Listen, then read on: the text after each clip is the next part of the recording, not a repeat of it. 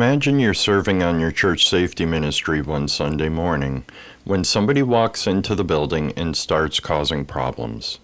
They're angry and they're getting louder. Eventually, church leadership decides they need to leave. Now what? Can you order them off the property? What happens if they refuse? Can you physically remove them? At what point can you use force? And if the situation suddenly becomes violent, how do you know what you're legally allowed to do? Those aren't questions you want to start researching while the person is standing in the lobby. That's what I want to talk about today. If God is for me, who's against me? Nobody is. I'm so sick of the Welcome to Sanctuary Peacemakers. This is your frontline guide to safety and security inside houses of worship with your host, Unity.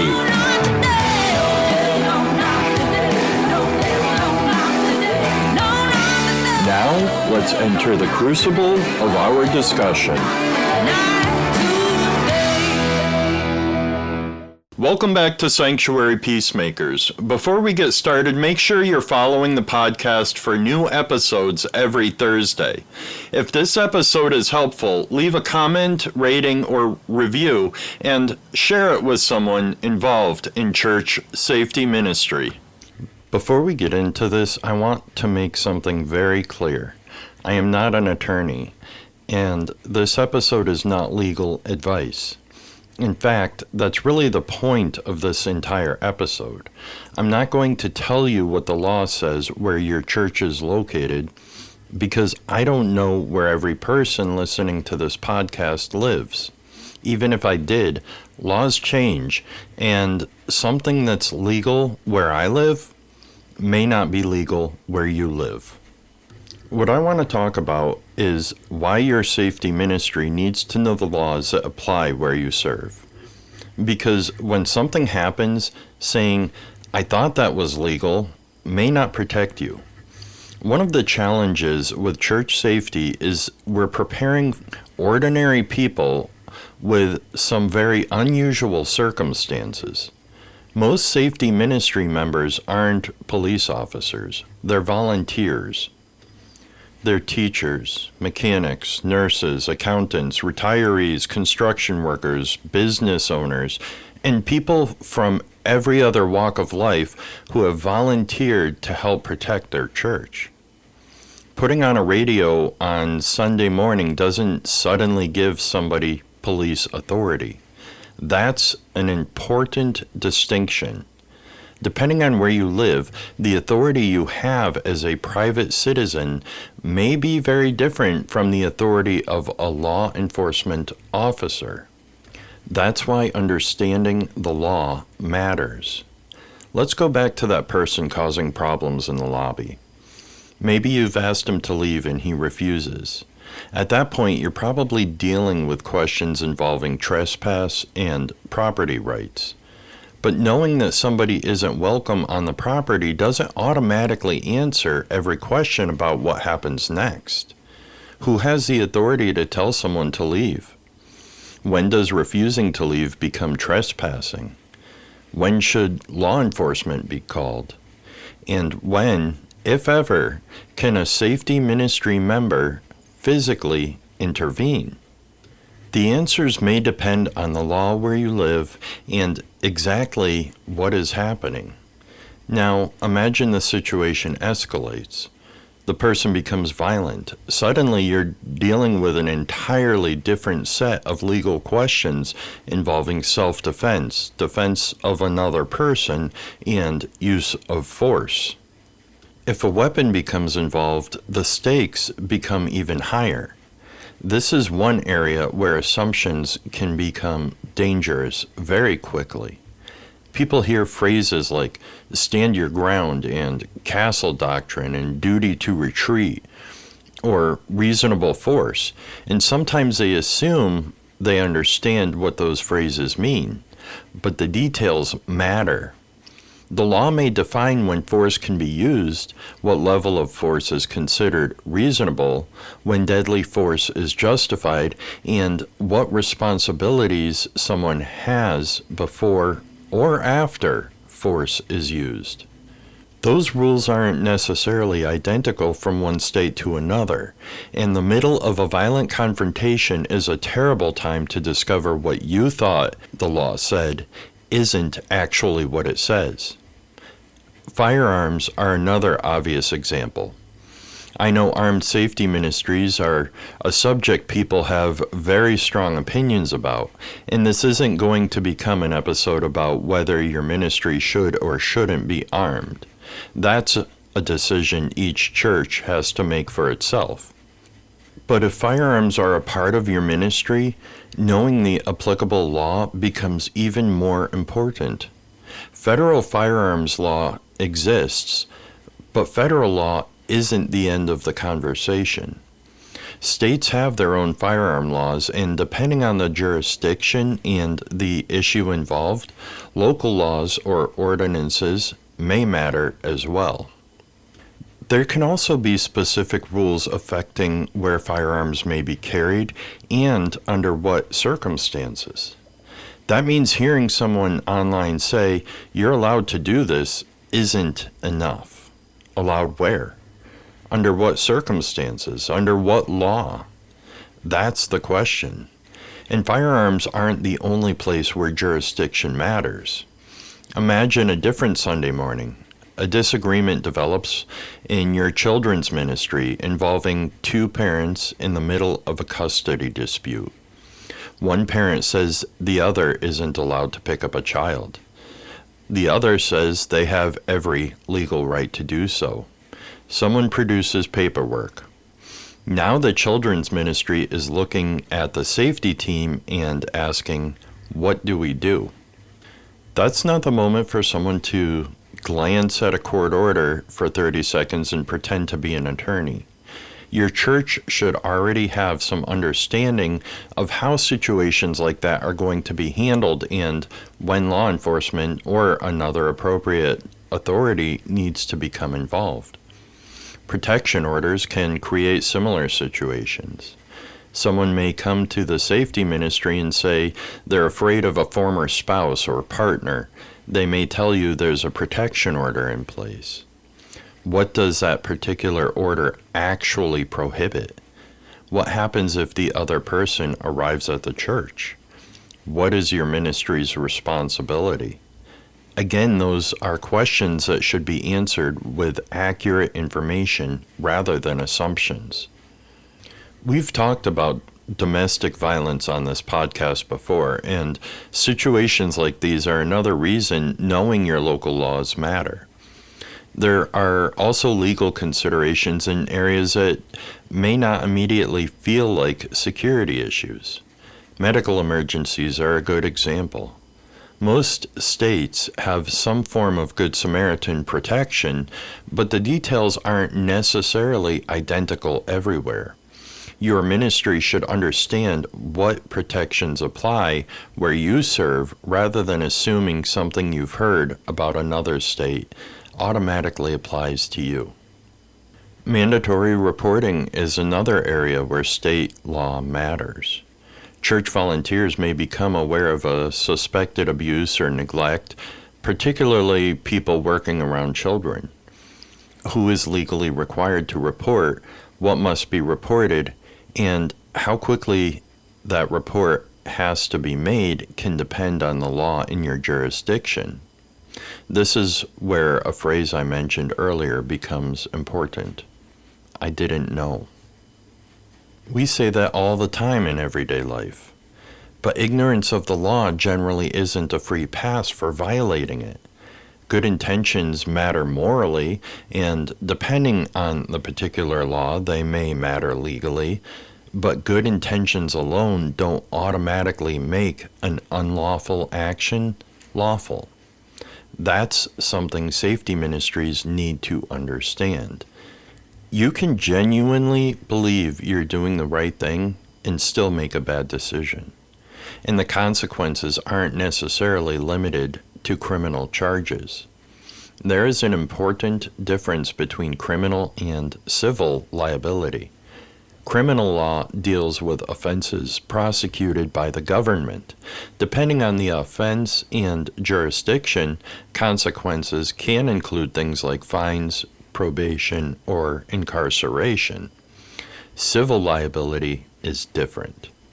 A person who believes your actions caused them harm may be able to bring a lawsuit seeking damages or some other remedy. And in some circumstances, the same incident can raise both criminal and civil issues. A prosecutor deciding not to charge someone doesn't necessarily mean nobody can file a lawsuit. That's an important distinction because sometimes people hear no charges were filed and assume that means the legal consequences are finished. Not necessarily. And for a church safety ministry, there's another layer to think about. The church itself. You're not just an individual standing in a grocery store parking lot making a personal decision. You're serving in a ministry representing a church. Depending on the circumstances, decisions made by volunteers can create consequences not only for the individual involved, but potentially for the organization as well. And that brings us to insurance. Churches carry insurance for a reason, but having an insurance policy doesn't mean every possible action by every volunteer is automatically covered. Coverage depends on the actual policy. The circumstances of an incident can matter. Exclusions can matter. Whether someone was acting within an authorized role can matter. That's why church leadership should have conversations with its insurance provider before an incident happens. Don't wait until something goes wrong to find out what your policy actually covers. There's another distinction that I think gets overlooked quite a bit. Church policy and law are not the same thing. Something can be perfectly legal but still prohibited by your church's policy. Maybe state laws allow you to do something, but your church has decided its safety ministry isn't authorized to do it. Being legally permitted to act doesn't necessarily mean you're permitted to act on the behalf of your church. The opposite is even more important. A church policy cannot give you permission to violate the law. If the law says you cannot do something, putting it in a safety ministry manual doesn't suddenly make it legal. Policies should be built within the boundaries of the law. That's one reason church policies shouldn't be simply copied from another church. Maybe you visit a church in another state and really like the way its safety ministry operates. There's nothing wrong with learning from them, but taking their policy manual, changing the church name at the top, and adopting it as your own could create problems. Their policies were written for their church, their circumstances, and hopefully the laws that apply where they're located. Your church needs policies that make sense where you are. Technology has added another area where this matters. Churches increasingly use security cameras, live streams, radios, phones, and other recording equipment. Recording laws can vary between states, particularly when audio is involved and people have an expectation of privacy. Again, I'm not going to tell you what your church can or cannot record. I'm telling you to find out. That is really the message of this entire episode. Find out. You don't have to turn every safety ministry member into a legal scholar. You don't need safety volunteers walking around quoting statutes to each other on a Sunday morning. But the people making the policies and leading the ministry should understand the laws that directly affect what they're asking their volunteers to do. And the volunteers need enough understanding to recognize the boundaries of their role.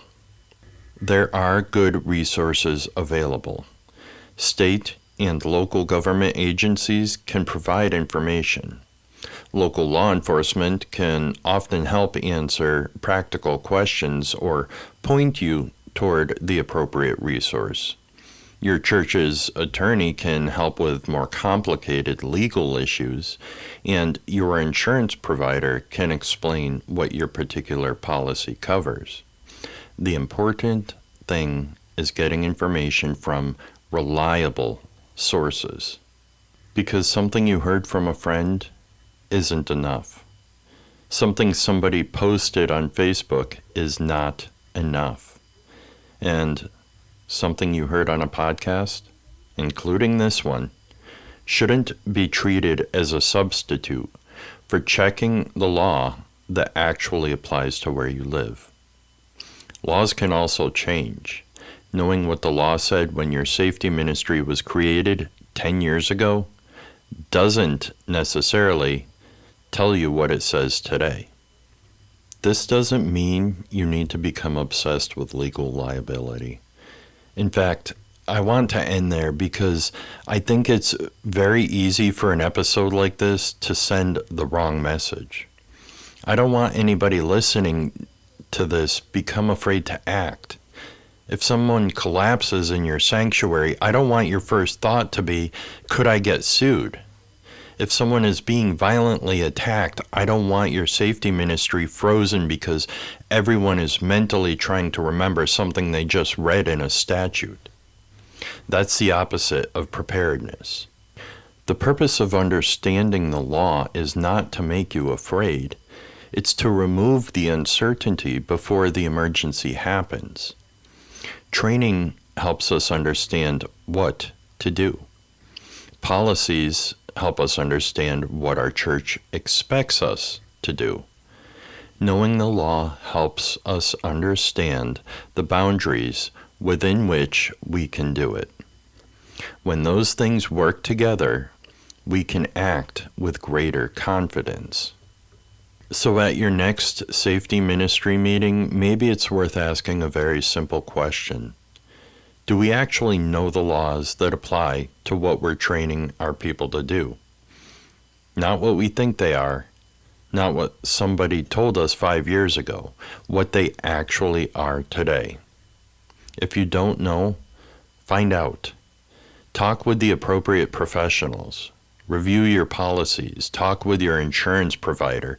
Make sure the people serving your congregation understand both the responsibilities and the limitations.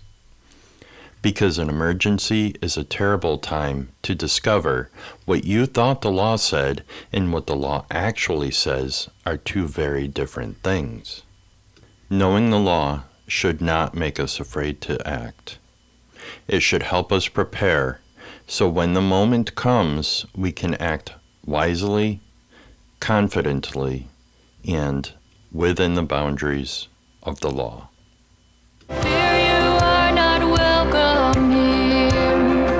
Thank you for tuning in to another episode of Sanctuary Peacemakers. If today's conversation added value, be sure to tune in next week as we continue equipping and encouraging those who serve and protect houses of worship.